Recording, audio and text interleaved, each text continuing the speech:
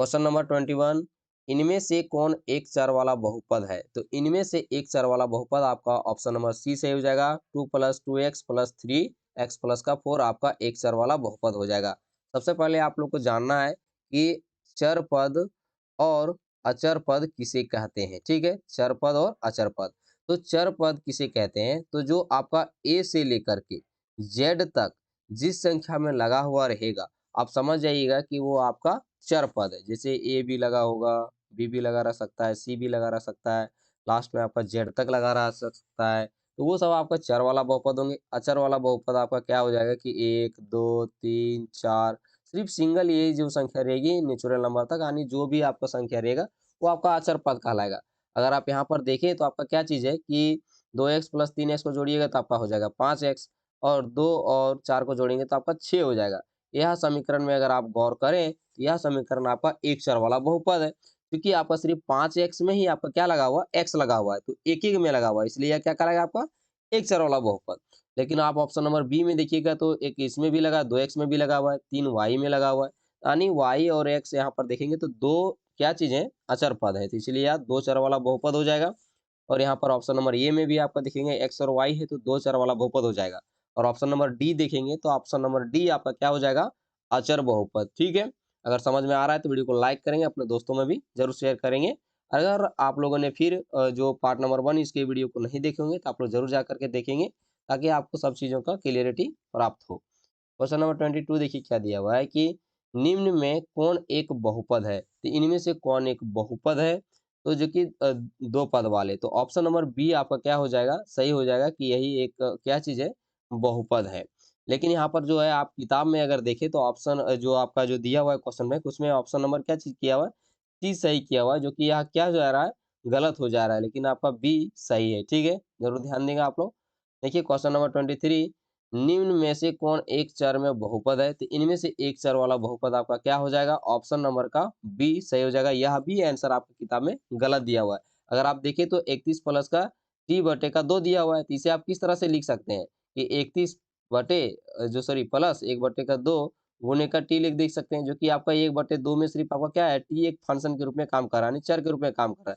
लेकिन यहाँ पर आप बात करें कि नहीं एक ही है यहाँ पर भी, लेकिन भाई इसमें जो पावर है आप देखें तो y प्लस का 2 रूट अंडर का, तो यहाँ पर क्या जाएगा y के पावर 1 बटे का 2, तो ये किसी भी तरह से इसमें क्या चीज हो रही, मैच नहीं कर रहा है, इसीलिए ऑप्शन नंबर बी आपका सही हो जाएगा, ठीक है। क्वेश्चन नंबर 24 देखिए क्या दिया हुआ है कि निम्न में से कौन एक चर में बहुपद है?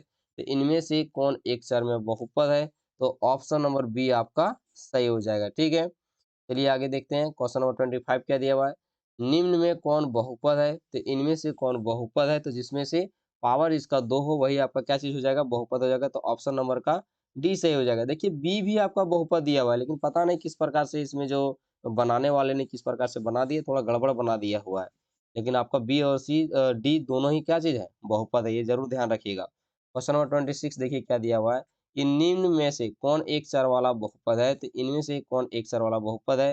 तो आपका देखिए यहाँ पर ऑप्शन नंबर ए भी सही हो जाएगा। यहाँ पर आप देखें तो आपका फिर बी भी सही हो जाएगा। अगर देखें तो यहाँ पर ये दोनों मैच नहीं करेंगे, तो इसलिए यह नहीं होगा, या सी नहीं होगा, लेकिन बी, ए और बी दोनों हो जाएंगे। लेकिन पता नहीं आपका क्या इस तरह से क्यों करके दिया हुआ है। क्वेश्चन नंबर 27 देखिए क्या दिया हुआ है कि निम्न में से कौन बहुपद नहीं है?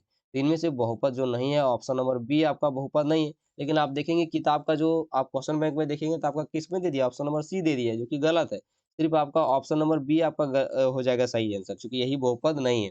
अगर देखें तो बहुपद किसे कहेंगे, जिसके घात 2 हो वही आपका क्या हो, बहुपद है, ठीक है। क्वेश्चन नंबर 28 देखिए क्या दिया हुआ है कि इनमें से कौन बहुपद नहीं है? तो इनमें से कौन आपका बहुपद नहीं, तो डी आपका बहुपद नहीं है। क्वेश्चन नंबर 29, निम्न में कौन बहुपद नहीं है? तो इनमें से बहुपद आपका ऑप्शन नंबर का सी नहीं हो जाएगा, क्योंकि एक्स स्क्वायर प्लस 1/x दिया हुआ है। अगर सिर्फ x प्लस 1 x बटे दिया रहता तो ये आपका बहुपद होता, ठीक है।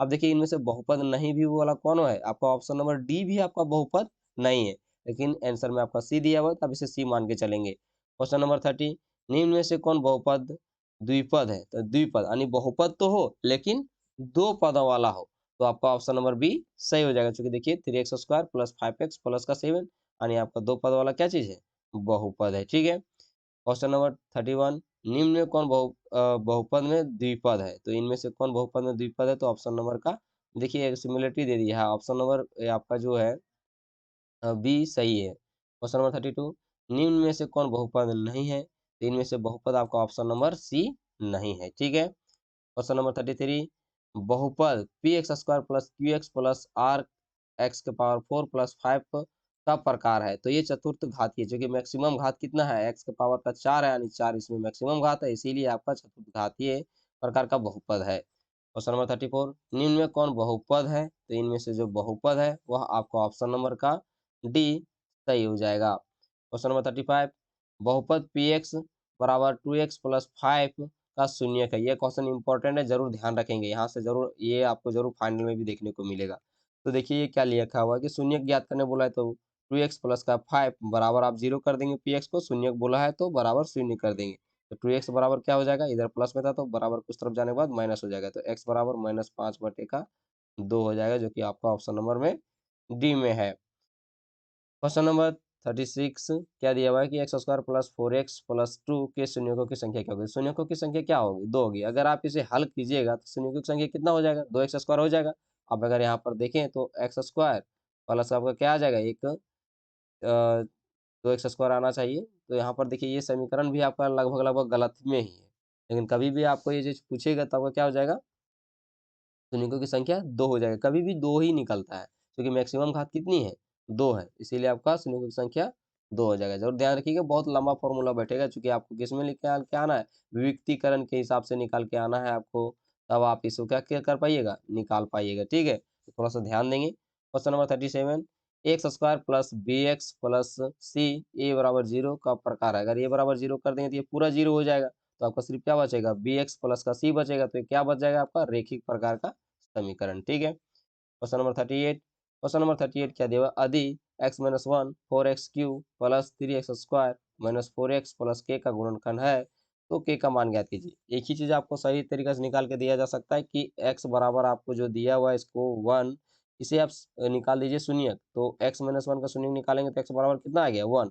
अब इसे बैठा दीजिए और इसका भी शून्य कर दीजिए, तो 4 इंटू 1 का क्यूब कर दीजिए, 3 का 1 का स्क्वायर कर दीजिए और 4 इंटू में 1 हो जाएगा, प्लस का के, और इसे क्या कर दीजिए आप शून्य निकाल दीजिए, यहाँ से आपका आंसर निकल के आ जाएगा। अब इसका क्या आ जाएगा, 4 आ जाएगा, और ये प्लस का 3 और माइनस का 4 प्लस का के बराबर 0। देखिए प्लस माइनस ये कट जाएगा, और 3 प्लस का के बराबर का 0 आ गया, तो के बराबर क्या आ जाएगा, इधर प्लस में था बराबर कुछ तरफ जाके माइनस, तो के बराबर आपका क्या हो जाएगा, -3 से हो जाएगा, ओके। क्वेश्चन नंबर 39 देखिए क्या दिया हुआ है कि पी एक्स बराबर x square plus root under का एक्स स्क्वायर प्लस 1 बहुपद की घात है, तो इसका बहुपद का घात कितना हो जाएगा, मैक्सिमम इसमें जो है 2 ही घात है, तो इस बहुपद का घात 2 हो जाएगा। क्वेश्चन नंबर 40, यदि 3 प्लस 5 प्लस माइनस का 8 बराबर 0 हो तो इसका मान ज्ञात कीजिए। तो इससे कोई भी इसमें रिलेटेड नहीं है, इस क्वेश्चन में इसका मान ज्ञात करने बोला है, तो 3 को आप 3 बार गुना कीजिएगा 27 हो जाएगा, और 5 को आप 3 बार गुना कीजिएगा तो कितना हो जाएगा, 125। और देखिए यहाँ पर प्लस माइनस में लिखा, तो यहाँ पर आप प्लस रखें, माइनस का यहाँ पर साइन आ जाएगा, क्योंकि 3 बार गुना होगा तो कितना हो जाता है, ये 512 इसका होता है, ठीक है। अब दोनों को जोड़ दीजिए, क्योंकि ये दोनों प्लस प्लस में है, तो 7 5 12 का 2, 2 2 4 और 1 5, यहाँ पर 152। अब प्लस माइनस माइनस का 512, अब इसे घटा दीजिएगा तो आपका आ जाएगा 300 का 360, ठीक है। Option number D sorry B आपका सही हो जाएगा।